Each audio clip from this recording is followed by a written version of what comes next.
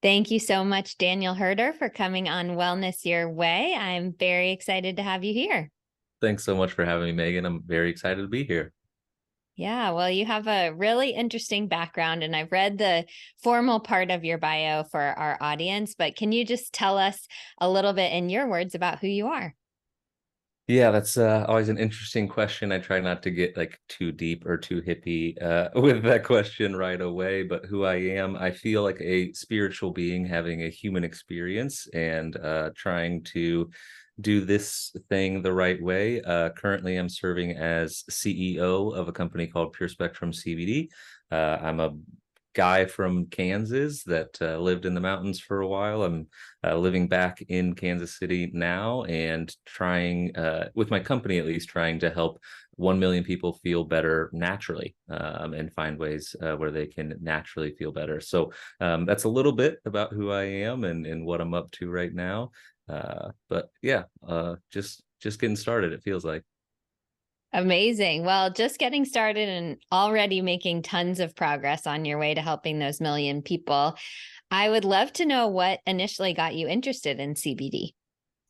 Yeah, I was a software consultant out of college, and I was consulting for Regis University in Denver, and was staying the weekend. And a friend invited me up to town of Evergreen, and there was a little grand opening of a hemp company. This was back in 2014, and I went to this grand opening, and I met a gentleman in the audience. He told me he was going to be speaking at this grand opening later that night, and he was a gentleman that suffered from PTSD. And he was telling me about this product, this tincture that he was taking from this hemp company that was having their grand opening, and his PTSD was incredibly better. Like the fact that he was even able to speak to me at this grand opening was a huge step forward. And so I thought that was really interesting. And then as we got through the night, there was other speakers that came up. One of the speakers was a family of a child with Dravet syndrome, which is a rare form of epilepsy. The child's name was Owen, and he was suffering from 60 to 70 seizures a day until he found this tincture. And all of a sudden, he's down to 6 or 7 a week. And so Wow. that night I went out to dinner with his family and really got to understand the impact on them. And those two stories alone, I remember I went to the owner of that company, and we're one of the owners, and I was like, how do I get involved? This is really cool. This is really interesting to me. I've always been interested in cannabis, but like as a wellness product. And until then, I really hadn't seen the overlap of how that could happen without having like the whole stigma and everything. And so this was interesting enough where I went back, I filed an LLC, and I started to wholesale for that company. And, as you do as an entrepreneur, you sell to your friends and family first. And so I started seeing my friends and family have really positive results. And I even started giving some to my dog. And I had an older German Shepherd, and he started acting like a puppy again. So I started taking some myself, and I was diagnosed with Crohn's disease at a really young age. And so it's always been something that I've managed. And it became easier to manage for me. And I was like, okay, what the heck is going on here? How are like, it's not only spanning different species and ages and sexes, but it's all the same product. Like, how does that make any sense? And so then I really started to do my research, and I learned about the body's endocannabinoid system. And that was the light bulb moment for me. And still to this day, it shocks me when I tell someone about their endocannabinoid system for the first time, and they're like, okay. I'm like, no, no, no. Like, how old are you? Like, I was 25 at the time, but I was 25 and just now finding about an entire system in my body that no one's ever told me about. Like, I'm a college educated person, like been through a lot of schooling, and no one ever told me about a very important system. So to me, that was just like insane. Like, I was like, I have to tell people about this. I have to shout this from the rooftops. So I, immediately tried to get more involved. I went to my software company and was like, hey, can I work remote? I need to move to Colorado. I need to be like in the mix out there. And long story short, did that. And we started a company called Pure Spectrum in 2015 out of a basement, and then grew pretty quickly from there. Wow, amazing. It's really cool to hear that you were moved by those two people's stories, and that started the ripple effect of just seeing how powerful this is. And I think several people listening will probably say, I didn't know we had another whole system in our body either. Maybe you were 25, they're 55 or something like that. So can you blow all of our minds and tell us how this system works?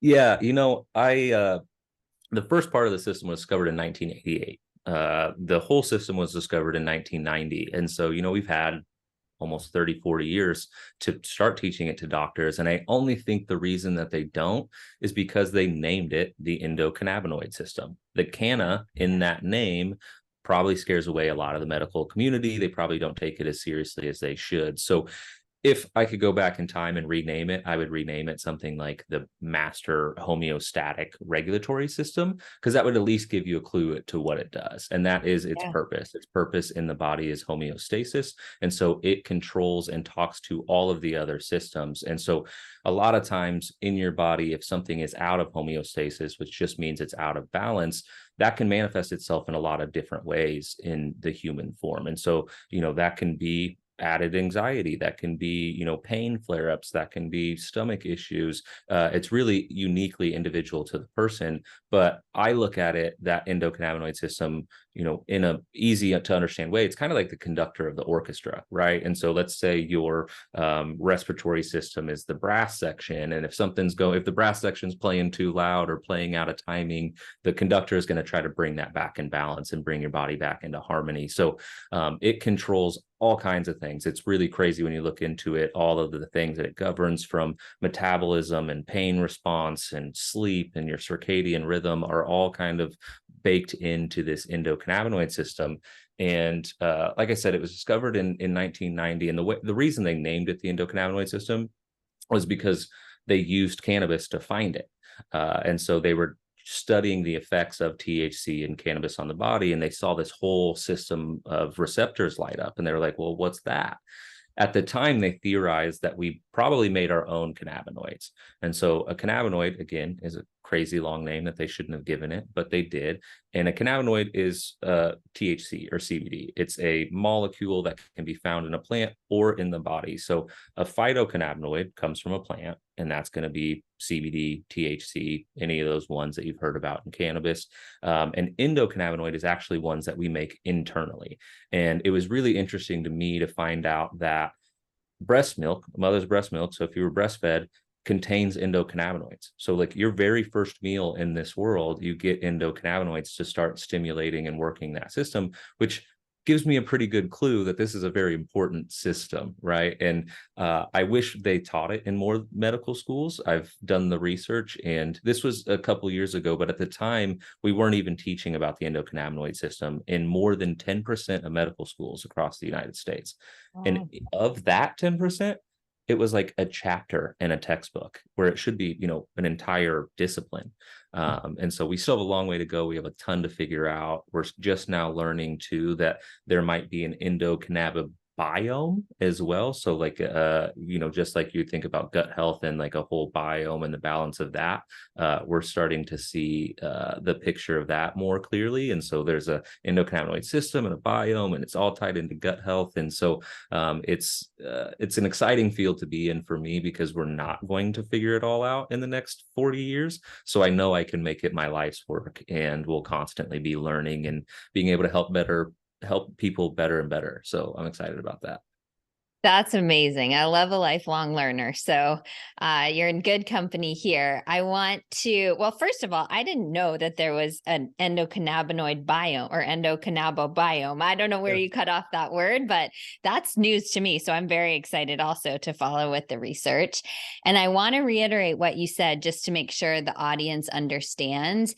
Every single human has receptors for endocannabinoids, and those can be THC or CBD, or those can be the I used the wrong word. So we have, okay, go ahead. You tell me. You got it. You got it. Yeah, keep going. Okay.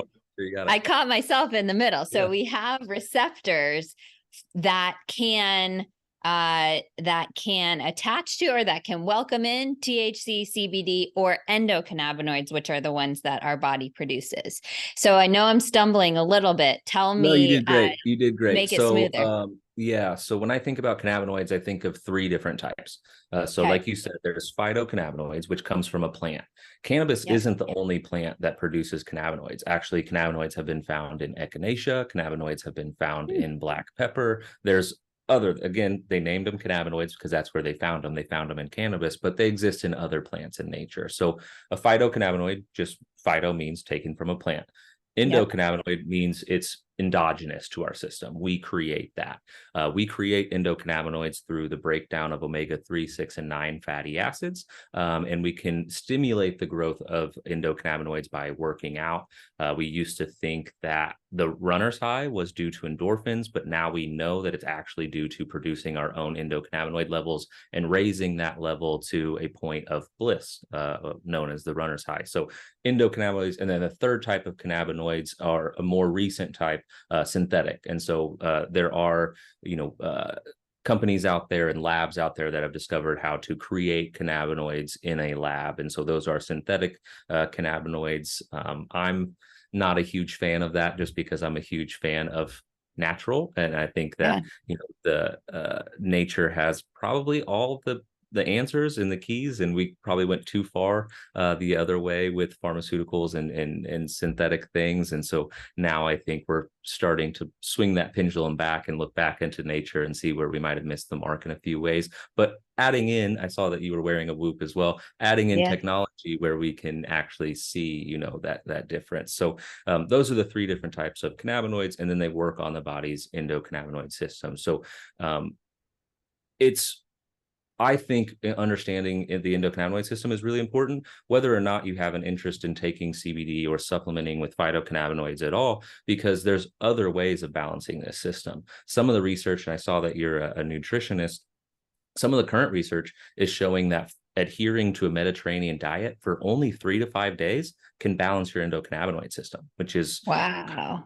wild research. And so again, really excited about like the fact that we're starting to understand this, and more and more knowledge is coming out, because even so there's things known as cannabimimetics, which are other ways of stimulating your endocannabinoid system. And one of these ways is barefoot walking in the grass, right? Which is what the hippies Amazing. told us from the 60s and 70s, that everyone's like, no, you granola eaters, like you must be wrong. Well, turns out that now they were actually right, and we're having the science to show that. So it's an exciting field to be in right now, because there's just always new discoveries coming out.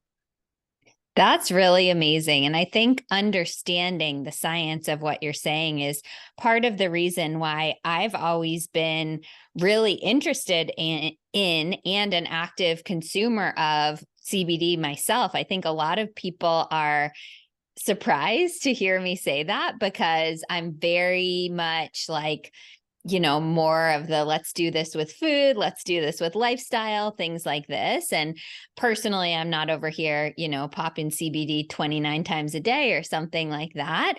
But I think if we as humans have these natural receptors in every single system of our body, every single cell of our body, if I'm correct, is that true that we have, Yeah. receptors Yeah, and in it's every not just cell? humans, it's all mammals have this system, which makes it seem pretty important as well.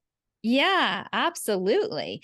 Now, I think some of the things that you're highlighting, a Mediterranean diet, walking barefoot in the grass, exercising, these are all ways that we can stimulate these endocannabinoids ourselves.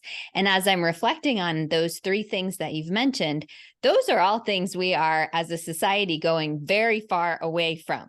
So as our diet becomes more and more processed, as we spend less and less time in nature, as we spend more and more time connected with technology, less exercise, all of this kind of stuff, it's kind of making sense why there's this drive for exogenous CBD, because we're not creating all that we need internally from ourselves. Do you think there's a correlation there?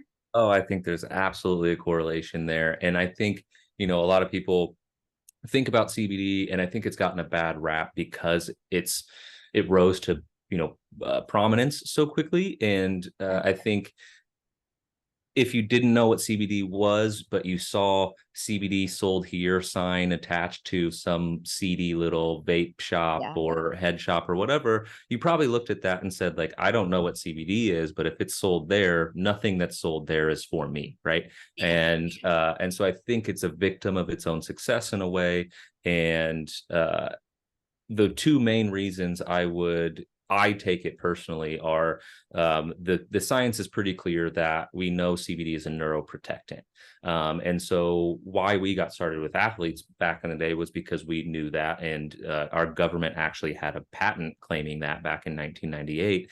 And if that's true, if we can protect our neurons, meaning we can protect our brain, I'm going to take it just as a level of insurance, regardless if it Yeah. does anything else for me. But Yeah. also, what it does is it slows the degradation of our body's own endocannabinoids. And so it can Mm. help raise that level of endocannabinoids that you get through working out, through having omega 3, 6, and 9 fatty acids in your diet, and things like that. And so it just helps me supplement living a healthy lifestyle, right? When I'm not able to get out barefoot in the grass every day, I'm not able to do these things every single day, and so it just supplements that fact for me. Really interesting. So, a really nice compliment to all of the healthy things that our listeners are already doing. Now, I like that you're saying you take it as a neuroprotective agent and just making sure that your body is able to amplify your own endocannabinoid response. I would love to hear, in addition, some common benefits that you see from people who use it. Let's not yet get into Owen, who had all of those seizures, but just kind of like your run of the mill average person. What benefits are they experiencing when using CBD? Yeah, so disclaimer, this may not work for you. I'm not claiming that any of these stories that I've seen personally will do the same for you, but I have been in this industry for a long time and I have seen a lot. And a story I fall back on a lot is my friend Jason, because my friend Jason was a college athlete, a very healthy individual, and he was doing a lot of things right, had a really clean diet, doing all the things that we just talked about. And so he started taking it. I was like, try it for 30 days, see what happens. And this was when we were getting started in the company. And he tried it for 30 days. He came back to me and he was like, yeah, I don't think I'll order anymore. Like, it was kind of nice here and there, but I didn't really notice anything. And I was like, okay, no problem. Thanks for the feedback. About 2 weeks later, he calls me, hey man, do you have any discount codes for your website?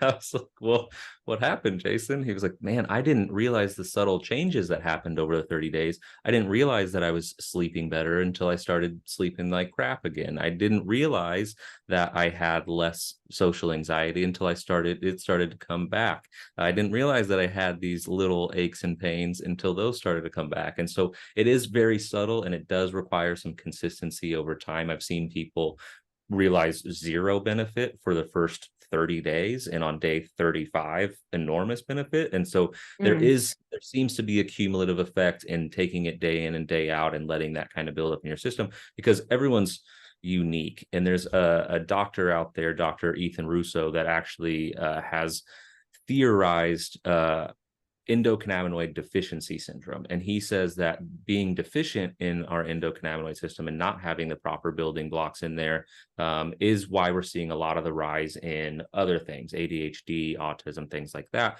Because when you think back into America's past, we were actually required to grow hemp. Back in like George Washington day, you could pay your taxes with hemp. Hemp was very much a part of our ecosystem for a long time. It was very embedded into our culture. We fed it to the cows, we fed it to the pigs. Did that pass through to the meat that we were eating, the milk we were drinking? Possibly. And if that did, and then all of a sudden we're completely cut off from it, well, our bodies are kind of starved for it, right?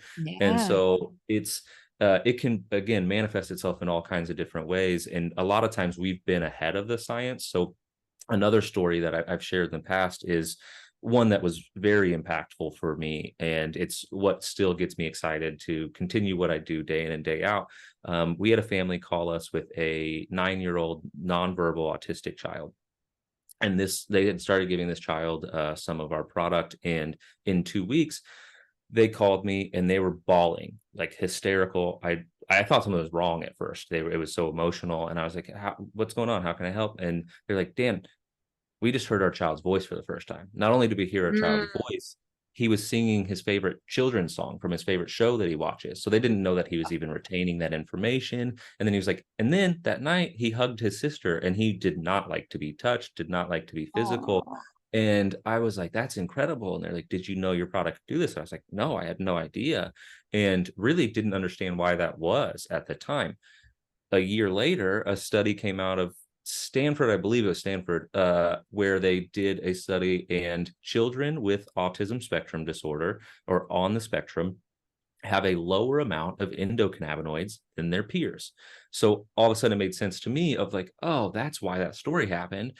If you supplement with a phytocannabinoid, it would make sense that that brings their levels back to normal with their peers, or closer to normal with peers. Or what it did was slow the degradation of their body's endocannabinoids and then let that system rise. So either or, we still don't know the exact function, but we got closer with that study. And again, we've been so early that we're ahead of the science a lot of times, especially since, our government classified cannabis, all of cannabis, as a Schedule I drug for so many years, where we weren't even able to study these things. So it's, again, exciting, but everybody's different. It like, I still get news stories all the time. I've had people write into our reviews recently, where a more specific form of PTSD, like night terrors, they've tried all kinds of pharmaceuticals for them. That's gone. I've seen restless leg syndrome be severely helped, diabetic neuropathy pain. Like, I've seen a ton of stories. Again, I'm not saying that any of our products will help you with any of those things, but I have seen others have success with those. And it's a weird thing in our industry where we're unable to talk about that at all. It can be seen as a claim by the FDA or FTC, and they can get us in trouble. But I'm also not going to not speak my truth, right? And not, yeah. and I've seen. And so if I do get in trouble for that, it's worth it to me. Yeah, it's I don't want to make this into a political commentary or anything like that, but it is such a shame that this has been stigmatized and taken out of our hands, and still has that kind of like, okay, people know CBD is legal, but is this bad? I probably get questions once a week like, oh my gosh, can I try it? And people are embarrassed that they even want to try CBD. And I'm like, yeah, go for it. Try it. I highly recommend to people to try it. It's not going to make you high. Just for anyone listening who is still not quite sure about the differences between THC and CBD. CBD won't make you high. Just like Daniel already said, it's kind of like a slow progression. You might not even really feel it at the beginning. That's how gentle it is. And I just really wish that we could have all those years back, so you could have been doing the research and everyone else could have been doing the research all of those years that have gone by. But good news is we're doing it now. You're doing it now. So thank you. Yeah.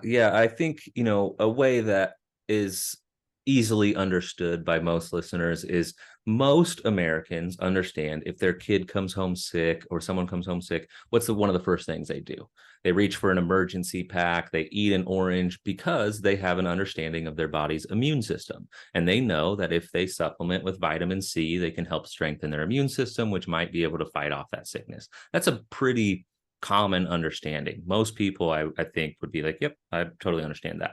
Well, it's almost the same thing, right? If you support your body with vitamin C to support your immune system, it's very similar to supporting your endocannabinoid system with CBD. So I think that's an easy way for people to understand. And so I do think I still kind of chuckle at it when people are like, is this weed? Is this, and I see it more like vitamin C. Like, are you nervous to take vitamin C? Because it's pretty much similar. So yeah. Yes. That's a great analogy. Thank you for that. Take some of the pressure off of people. And I think your company, which I'm hoping we'll talk a little bit about, can help remove some of that stigma, because I honestly agree what you said about the seedy shops on the corner. Like, maybe some of those have great products and that's amazing for them. But I feel really skeptical going into a place that I don't fully trust and just buying some CBD brownies or something like that. That doesn't feel like the right fit for me personally. So what you're doing with your company is really elevating the standards, making sure the quality is all there. You've even worked with some really high governance organizations like the Olympic Triathlon governing body. So can you tell us the difference between your company and kind of why you care about the quality? Yeah, honestly, it was because we got started with athletes. As I said just a bit earlier, we were terrified of making claims. We were terrified of marketing in the wrong way and getting in trouble. And we started giving our product away so that other people could talk about their experience. And some of those people that we gave our product away to were professional athletes, some of which were MMA fighters in the UFC, and they were using our product, but they were still being drug tested, and they were being drug tested for THC. If they were to fail a drug test, they would also lose their salary for a year or 2 years. And so we knew the responsibility that we had to these fighters. That's their job.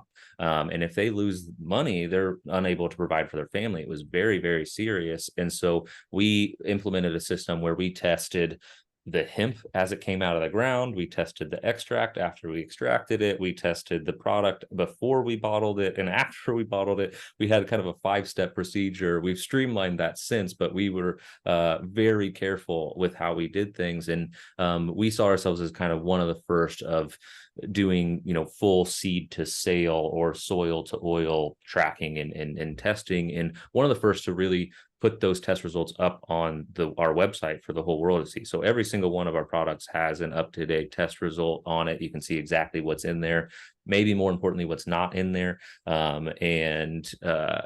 That was important because the government still hadn't given us regulations yet, right? And so we felt important that we could self-govern and self-regulate and make sure that our products are all produced in a certified GMP lab, and that they have all different types of certifications from our raw material extracts actually have their active pharmaceutical ingredient license. That's how clean they are. They could be used in pharmaceuticals. So we do probably go too far above and beyond, but again, that's because the government hasn't stepped in and said, this is exactly your regulatory pathway. And so when they do, we want to be ahead of that curve. We don't want to have to change our operations whenever that happens. Fingers crossed. I've heard that it could be coming December 2023, but who knows? They've been saying that for a couple of years. I'm still waiting for the added sugar line to be officially regulated, and they promised that in 2018. So we'll see. Hopefully yours is quicker than that. But I love your idea of being ahead of that curve. I think there are many people out there like me who are willing to pay a little bit extra to make sure that their product is what it says it is. And then that goes for supplements, that goes for CBD, that goes for food. And I always tell people, vote with your dollars. So if we can support companies like yours who are doing the good work and doing that work for us to make sure we get clean stuff in our bodies, then hopefully that will help everyone. So thank you for that. Yeah. You mentioned some of those partnerships that you have been working on. And honestly, I don't think I would have thought of CBD for athletes, because I think of CBD for me as an anxious person. I think of CBD as more of a calming agent. And I think, okay, if I'm going to go do a triathlon, I want to be like up. I want to be raring to go. I actually want to use my anxiety. That just shows how one-sided I am in my brain. It's not just about anxiety. It's about overall health. It's about digestion. It's about muscle recovery. It's about so many other things. So I'd love for you to tell us, like, name drop some of the partnerships you've had and tell us about the benefits that they've experienced. Yeah. So you're not alone. A lot of people did not think of CBD for athletes, and they kind of had that view on it. And when we were getting started, we were one of the first. There were other great companies out there doing some great things as well. And all of them were marketing in the same way. Like, if you have X condition, we might be able to help. And I saw it, and we saw it differently, of like, oh no, even if you're perfectly healthy, I think this is still a product that you should be taking. And who's the best, who's the healthiest of us, the ones that spend the most money on their health to make sure that they're performing at the highest level they can? athletes, especially professional athletes that get paid for it. And so we started looking into that and tapping into our network to see who we had. We found early success with MMA fighters and UFC. And once one of them started using it and understanding the neuroprotective benefits, like they're putting their brains out there, they at least want to add a level of protection on them. And then once they were discovering that they were able to recover a little bit faster, if they had sore muscles, they could use some of our topicals and, reduce that soreness. And as they were starting to see that, it kind of spread quickly in that organization. And then from there, we recruited a guy to help us manage this program because it was getting kind of out of control with how many ambassadors we had. And this guy ran an MMA promotion, and he came in and he was like, guys, I'm not going after any more MMA fighters. I think there's a better audience for us, and I want to go after CrossFitters. And so we got a deal done with the CrossFit Games in 2018, which quote unquote is the first cannabis company to partner with a major sports organization back then. Some people don't consider the CrossFit Games a major sports organization, so that's why I put the disclaimer there. But it was exciting for us because I understood marketing at a deeper level at that point, because you have to think of who's watching those athletes. The people who are watching fighters may or may not care about their health. They might just be guys that like to drink beer on a Saturday night with their friends and watch people fight each other. But the people that are watching the CrossFit Games, 90% of them are also CrossFitters that are looking for the next edge or a way to recover faster from their workouts and things like that. And so then we went to the CrossFit Games and understood that. And so then we continued to think about, well, where else does that make sense? And so when we had an opportunity to partner with USA Triathlon, which is, an Olympic governed sanctioned body, again, we're searching for ways to add that legitimacy to our entire industry. And if we can get vetted out by a government, an Olympic governing body, that was huge. And so then we did that with USA Triathlon, USA Weightlifting. And then this year, we became the trusted wellness partner of the Kansas City Royals, which it seems like a small title and a change, but it was important for me not to be the official CBD partner, the trusted wellness partner, and for the Royals and the organization to see wellness in that way was so exciting for me. And so we kicked off our partnership with a yoga day at the K, was what it was called. So the Royals play out of a stadium called Kauffman Stadium, which is referred to as the K. And we had like 300 people out there doing yoga in the grass right as the sun was rising over the stadium.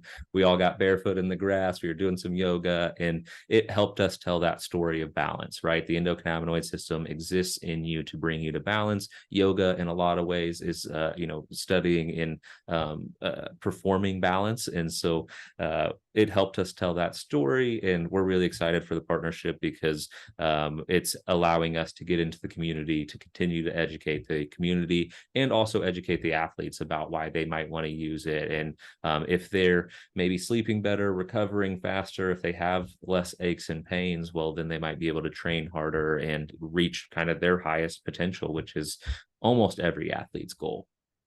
Yeah, really amazing. That yoga day sounds fantastic. Maybe next you can come to Dallas sports teams somewhere, and then I can come to your yoga day. So I know we've piqued so many people's interest. There are probably not a lot of people who are on the Olympic triathlon team or in the Kansas City Royals or whatever, but they're all thinking, okay, I could use some help with sleep. I could use some help with muscle recovery. I could use some help with anxiety. This is something that's natural in my body. I might need, or I might benefit from adding some help to my body. So how would someone start out if they've never tried CBD before? Can you give us a recommendation for, like, would you do it once a day? Would you do it every day? Would you do it twice a day? How much? Give us the basics. Yeah. One of my favorite professors in business school and college always said his favorite answer was "it depends," because I think that is pretty much the answer for most things. And it depends, right? Like if you are seeking a solution for something specific, say sleep, then I would take it 40 minutes before sleep every night. If instead you're just trying to see what it does for you and kind of get that balance, I'd probably do a half serving in the morning, half serving at night, and start on a regimen like that where it's constantly building up in your system. specifically what I'd recommend and how I've used it is, like I said, I struggled with Crohn's disease. I use it mainly to help me manage that. And I take it day in and day out. I do like to I take a half serving in the morning. I use a 1250 milligram product. You can start with a 500. That was our flagship product back in the day, still our bestseller to this day. But I do a 1250. I do a half dropper in the morning and a half dropper at night. And then I used to use isolate, which is just literally pure CBD. It's just a powdered form of pure CBD. It's a white powder.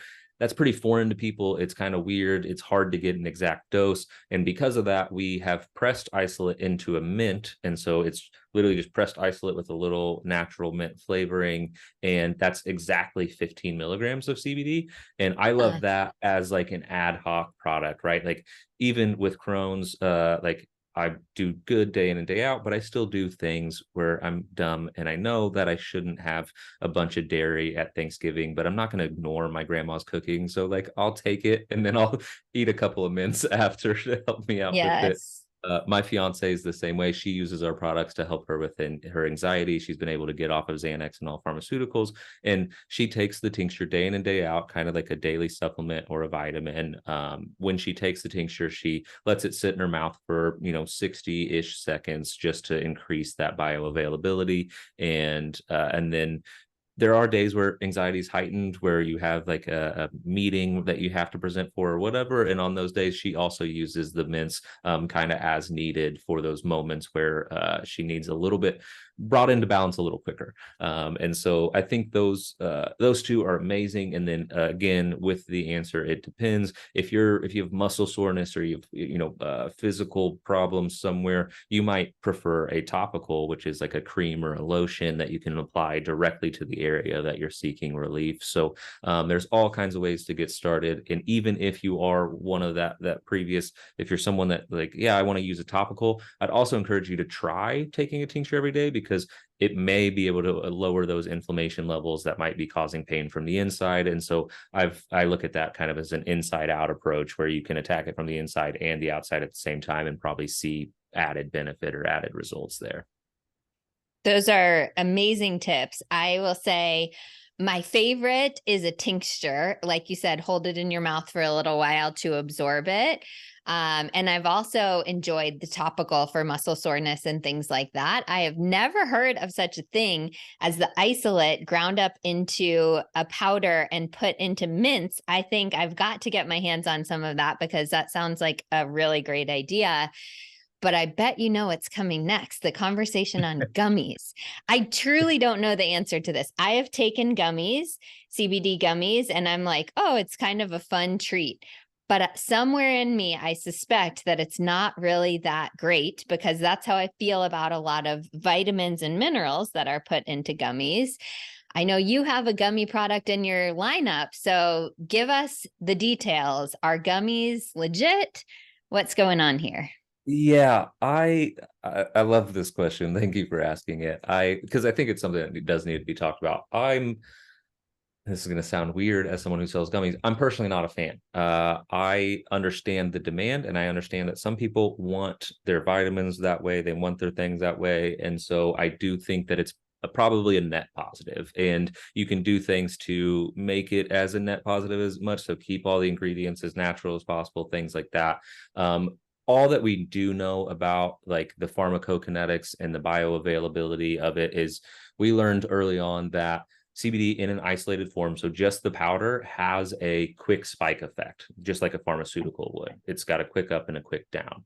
CBD in a carrier, like an MCT oil, like a lot of tinctures are, has a longer onset, and then it hangs out for longer, and then it tapers off. And so that's why I've always loved those two in conjunction, like a mint or an isolate with a tincture, because you have that all day effect, but then if you need a quick spike here and there, you can do that.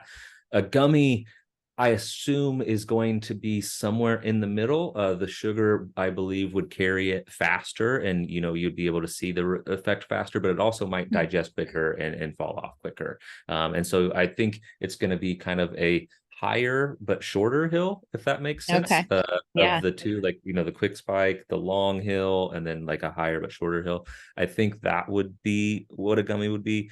But that's also why we create mints, because I'm not the biggest fan of gummies, but I have seen that if you put it in a gummy, there's just the demand for it. That's the preferred way of some people taking it, and people still see a lot of benefits taking it that way. We have in the past, we actually, in our first couple of years, we sold a vape line, believe it or not. And we did that because we understood it was the fastest way of breaking the Yeah. blood-brain barrier.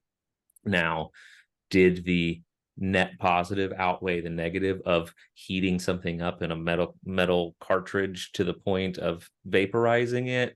Outweigh that? Well, we weren't able to say that. As more and more studies came out about the potential dangers of vaping, it was a seven-figure product line for us that we completely pulled off the shelves, because we aren't going to do anything that I wouldn't give to my mom, is my personal litmus test. So if it's not Amazing. something I deem safe enough for my mom, I won't deem it safe enough for our customers.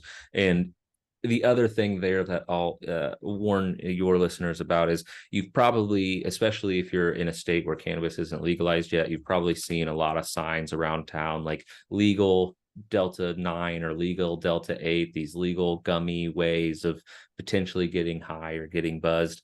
The studies and the testing on those products has shown the same thing time in and time out. The way that they're able to do this is they take CBD out of the plant, they bring it to a lab, and then they change its chemical structure into Delta 8 or Delta 9. But when they change it, they synthesize it, it creates these products, these byproducts in it that we have no idea what they are. We can see the spikes on the chromatography machine, we can see that there's something in there, but we've never seen it before. We don't know what they are. And so I personally don't take anything where I don't know what everything is in it. And so again, that's a synthetic cannabinoid. We talked about that a little earlier in the episode. I steer clear of synthetic cannabinoids for that reason. I do think nature has most, if not all, the answers. And so I try to stick to all natural things. But yeah, so I know the question was about gummies, and I went off the rails a little bit there, but I do think gummies have a net positive. If that's the way that you need to take CBD, I think it will outweigh it. I do think added sugars, things like that, may be negative, and so if you can do a tincture, that's my favorite way, just because it's MCT oil and hemp extract, CBD. It's like two ingredients. It's as clean as it gets. That's my preferred way. I eat a very clean diet. I don't like a lot of added things. So that's my own personal belief, but I do think gummies still have a net positive on them. I think that was a very balanced take on it. I appreciate that. And I know that several people listening, if they've maybe been my client or something like that, I'll say, don't just take all the gummies from the CVS line just because they look healthy. But if you truly need something and you just won't swallow a pill or whatever, then the gummy's probably better than nothing. And I'll take it in this case as well. If you're willing, able to do the tincture or something else, probably the better bet. But gummies are a great intro point, and I'm sure that your gummies are better than 99.99999% of the ones out there. So could you just remind us a little bit about Pure Spectrum CBD and anything that people really need to make sure of if they're going to buy CBD for the first time? Like, just give us a couple takeaways. Yeah, if you're going to buy CBD for the first time, don't be afraid to ask questions. A quality, reputable company is going to have people to answer those questions. So if you do go to Pure Spectrum's website, it's purespectrumcbd.com. Those are real humans back there behind that chat.